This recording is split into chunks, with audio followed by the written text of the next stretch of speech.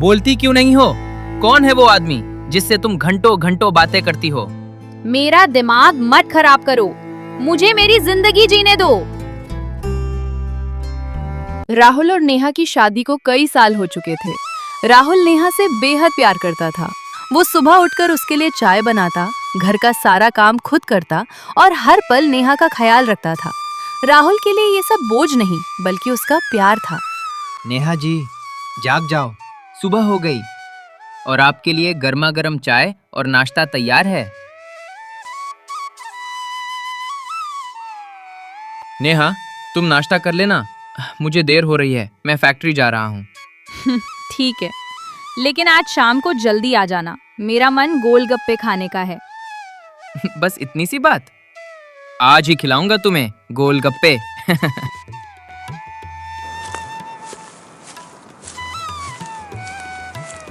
क्या ढूंढ रहे हो? कुछ नहीं, मैंने अलमारी में 5,000 रुपए रखे थे किराने वाले को देने के लिए। उसमें से 3,000 रुपए कम हैं। पता नहीं मुझसे कहाँ गिर गए, बस वही ढूंढ रहा हूँ। अच्छा, वो 3,000 रुपए? हाँ, तुम्हें पता है क्या? हाँ, वो मैंने ले लिए थे, मैं एक साड़ी ले आई। अच्छा, फिर तो ठीक है, मैं तो बेकार में ही टेंशन ले रहा था। आप गुस्सा तो नहीं हो ना? अरे बिल्कुल नहीं, ये सब तुम्हारा ही तो है। कुछ समय बाद उनकी एक प्यारी सी बेटी भी हो गई। घर में खुशियां थीं, सब कुछ ठीक चल रहा था। इसी तरह वक्त बीतता गया।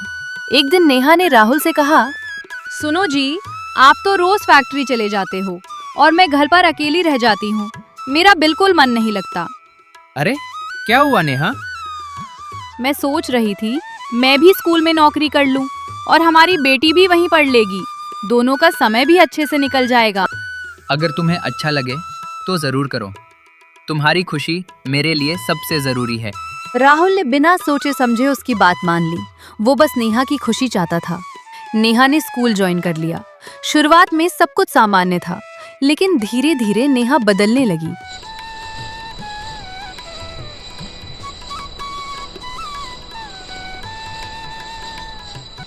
आपके द्वारा डायल किया गया नंबर इस समय किसी अन्य कॉल पर व्यस्त है।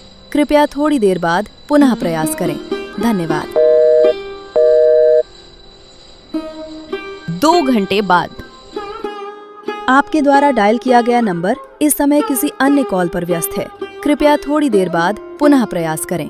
धन्यवाद। अरे नेहा, आज तुम बहुत बिजी लग रही थी। किससे बातें कर रही थी? किसी से नहीं। सच में?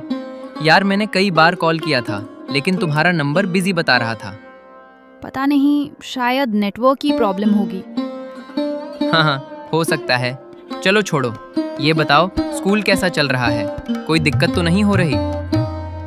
ठीक ही है, बस बच्चों को पढ़ाते पढ़ाते सर में दर्द होने लगता है। अरे तो पहले क्यों नहीं बताया? मैं अभी तुम्हारे लिए कॉफी बनाकर लाता हूँ और तुम्हारा सिर भी दबा देता हूँ। देखना, दर्द एकदम गायब हो जाएगा। अब नेहा का फोन अक्सर बिजी रहने लगा था। वो पहले जैसी नहीं रही थी। अब वो राहुल से कम बात करती, घर भी देर से आने लगी और छोटी छोटी बातों पर गुस्सा करने लगी। राहुल हर दिन ये बदलाव महसूस कर रहा था, लेकिन समझ नहीं पा रहा था कि आखिर उसकी नेहा को क्या हो गया है। अरे यार नेहा, क्या बात है? मैं जब भी कॉल करता हूँ तुम्हारा नंबर बिजी रहता है। पहले तो तुम खुद कॉल कर लिया करती थी, अब वो भी नहीं करती। मैं तुम्हारी तरफ फ्री नहीं हूँ जो बार बार कॉल करती रहूं। मुझे और भी काम होते हैं, और अगर मेरे मोबाइल से इतनी ही प्रॉब्लम है तो ये लो अपना मोबाइल, मैं अपने पैसों से नया ले लूंगी। इतना कहकर नेहा गुस्से में घर से निकल जाती है और राहुल वहीं खड़ा रह जाता है, हैरान और खामोश। राहुल धीरे से नेहा का मोबाइल उठाता है। वो उसमें कॉल डिटेल चेक करता है, लेकिन सारी कॉल हिस्ट्री डिलीट होती है। अब राहुल का शक और गहरा जाता है। वो मोबाइल को ध्यान से खंगालता है। तभी उसे एक अनजान नंबर की रिकॉर्डिंग मिलती है। राहुल कांपते हाथों से वो रिकॉर्डिंग चलाता है। नमस्ते मैडम, कैसी हो? अच्छी हूँ, आप बताइए। क्या बताऊं मैडम, जब से आपको देखा है कुछ भी अच्छा नहीं लगता। दिन हो या रात, हर वक्त बस आप ही दिखाई देती हो। बहुत खूबसूरत हो आप। अच्छा ये बताओ, आज क्या पहना है आपने? आज मैंने ब्लू कलर की साड़ी और ब्लैक कलर का ब्लाउज पहना है। सुनो, आज आप कॉल मत करना, मैं ही कर लूंगी। क्यों, क्या हुआ? अरे यार क्या बताऊं, राहुल को मुझ पर शक हो गया है, इसलिए प्लीज आप कॉल मत करना, मैं मौका देकर खुद कॉल कर लूंगी। ठीक है, लेकिन कॉल जरूर कर लेना। तुम्हें पता है ना, मैं तुमसे बात किए बिना खाना तक नहीं खा पाता। हाँ पक्का। Love you. Love you too. इतना सुनते ही राहुल के पैरों तले जमीन खिसक जाती है। जिस बात की उसने कभी सपने में भी कल्पना नहीं की थी, आज वही सच उसके सामने खड़ा था। जिस नेहा से वो सबसे ज्यादा प्यार करता था, वही आज उसे धोखा दे रही थी। राहुल अंदर से पूरी तरह टूट चुका था। उसकी आंखों से आंसू रुकने का नाम नहीं ले रहे थे। उस दिन उसमें फैक्ट्री जाने की भी हिम्मत नहीं थी। वो बस चुपचाप घर पर बैठा रहा और नेहा के वापस आने का इंतजार करने लगा। दोपहर को जब नेहा स्कूल से वापस आई तो राहुल पहले से ही उसका इंतजार कर रहा था।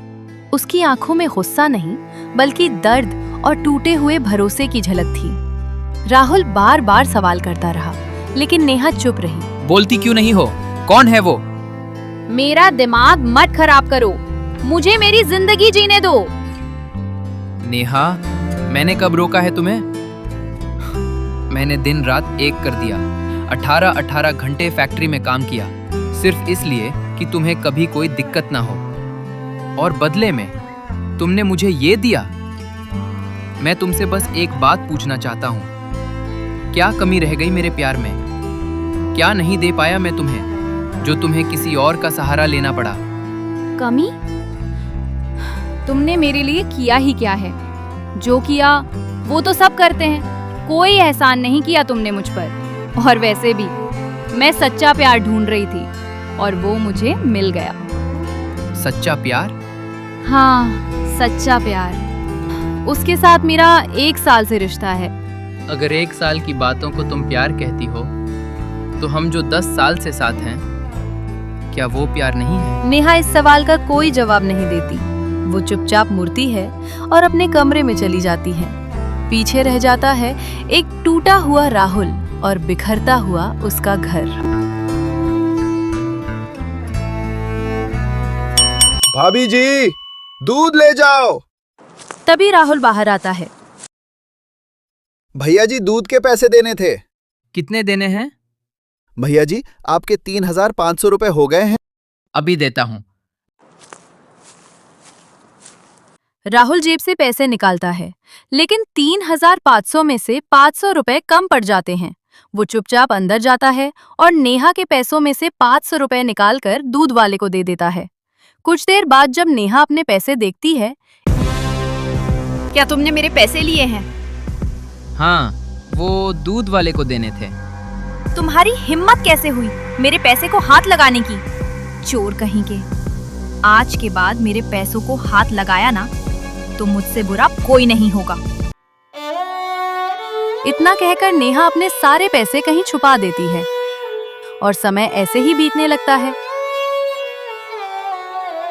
अब नेहा राहुल से बात तक नहीं करती और राहुल हर दिन अंदर ही अंदर टूटता जाता है। नेहा, अगर मुझसे कोई गलती हो गई हो तो माफ कर दो, लेकिन मेरे साथ ऐसा मत करो। मैं तुम्हारे आगे हाथ जोड़ता हूँ। ऐसा करोगी तो मैं जी नहीं पाऊंगा। तो कहीं जाकर मर जाओ, मेरा सिर मत खाओ। इतना कहकर नेहा वहां से चली जाती है और समय के साथ उसका उस आदमी से रिश्ता और गहरा हो जाता है। वहीं राहुल दर्द के साथ जीना सीख लेता है। 2 साल बाद। कपिल, तुम मेरा कॉल क्यों नहीं उठा रहे? और मैं ये क्या सुन रही हूँ, तुम शादी कर रहे हो? हाँ, बिल्कुल सही सुना है। तुम ऐसा कैसे कर सकते हो मेरे होते हुए? मतलब मैं शादी ना करूं? और सुनो, आज के बाद मुझे कॉल मत करना। मैं नहीं चाहता मेरी होने वाली वाइफ को कुछ पता चले। तुमने तो साथ जीने मरने की कसम खाई थी। सब याद है, बस अब मेरा मन भर गया है तुमसे। ऐसा मत कहो, मैं कहीं की नहीं रहूंगी। तो मत रहो और दोबारा कॉल मत करना। ये सुनकर नेहा के पैरों तले जमीन खिसक जाती है। अब उसे एहसास होता है उसने चमकते पीतल के लिए अपने सोने जैसे रिश्ते को ठुकरा दिया। अब उसे राहुल का हर प्यार याद आने लगता है, उसकी परवाह, उसकी बातें, उसका सच्चा दिल। नेहा फूट फूट कर रोने लगती है, खाना पीना सब छोड़ देती है। कई दिनों तक भूखी रहने के कारण नेहा की तबीयत बिगड़ जाती है और वो बेहोश होकर गिर जाती है। जब राहुल घर आता है तो नेहा को इस हालत में देखकर तुरंत अस्पताल ले जाता है।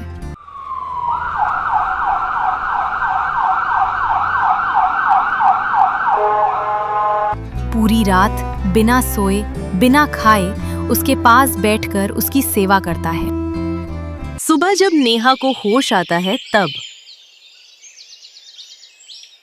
डॉक्टर साहब, मुझे यहाँ कौन लाया? राहुल जी, आपके पति, आप बहुत किस्मत वाली हैं। ऐसे पति हर किसी को नहीं मिलते। पूरी रात यहीं बैठे रहे आपके पास। तभी राहुल अंदर आता है। आपने मुझे क्यों बचाया? मैं इस काबिल नहीं हूँ। नेहा, तुमने मुझसे प्यार नहीं किया, लेकिन मैंने हमेशा तुमसे बेइंतहा प्यार किया है। मुझे माफ कर दो। शायद मेरी गलती को भगवान भी माफ ना करे। मैं भगवान नहीं हूँ, हम इंसान हैं और इंसानों से गलतियाँ हो ही जाती हैं। अब नेहा को सच्चे प्यार की पहचान हो चुकी थी और दोनों फिर से साथ रहने लगे।